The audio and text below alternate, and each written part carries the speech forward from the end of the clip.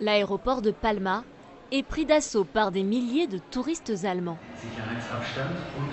La semaine dernière, en moyenne, 80 vols étaient programmés chaque jour entre l'Allemagne et la principale île des Baléares. C'est 4 fois plus que d'habitude. On est venu ici pour découvrir les îles, profiter du soleil et surtout, après un an de pandémie, on veut voir autre chose. On veut entendre parler d'autre chose que du coronavirus. Sur le front de mer, ils profitent des rayons du soleil sans masque, mais aussi des bars et des restaurants ouverts jusqu'à 17 h. Des restrictions bien plus souples qu'en Allemagne, mais pas de quoi inquiéter ces vacanciers.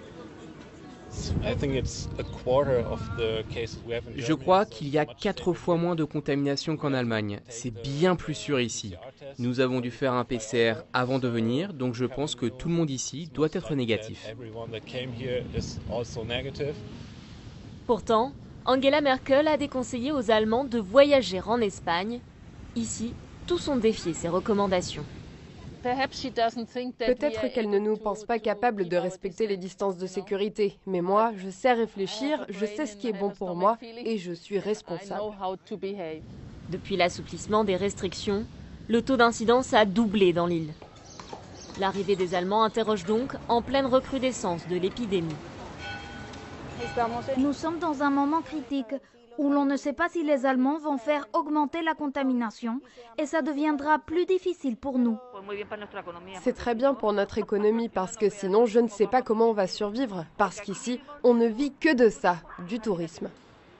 Car le tourisme est le premier moteur de l'île, 80% de son économie en dépend. Cette entreprise organise des tours dans les rues de la ville. C'est comme un joystick, vous savez jouer aux jeux vidéo. Après un an d'arrêt complet, la reprise de l'activité est une question de survie. J'ai dû trouver un travail alternatif qui n'avait rien à voir avec le tourisme en attendant.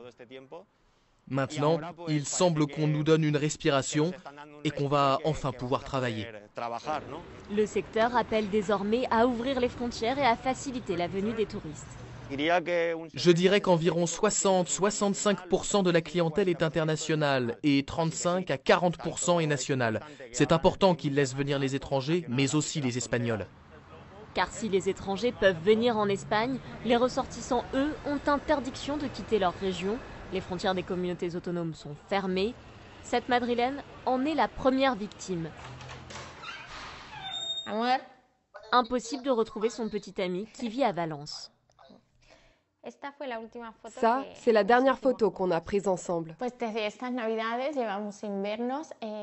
On ne s'est pas vu depuis Noël.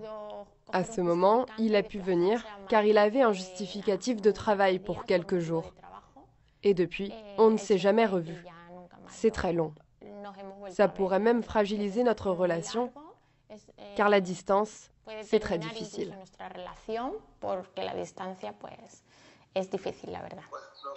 Une situation vécue comme une injustice par cet Espagnol.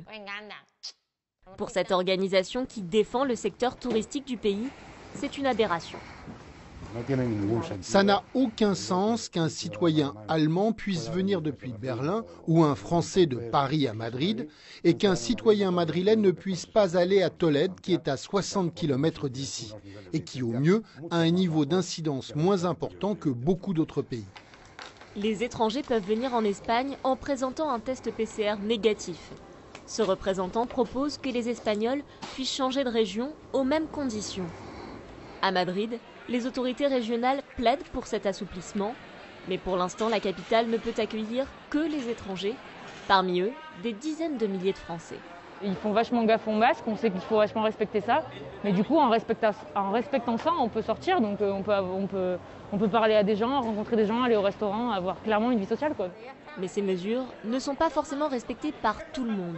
Cette association de voisins dénonce certains comportements.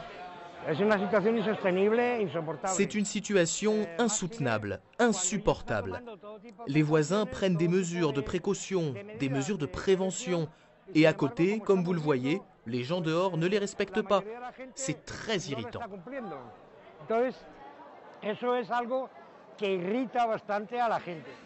Et après le couvre-feu, à 23 h, la fête continue dans des appartements. C'est un tourisme de l'alcool. Là, ils rentrent pour acheter des bouteilles.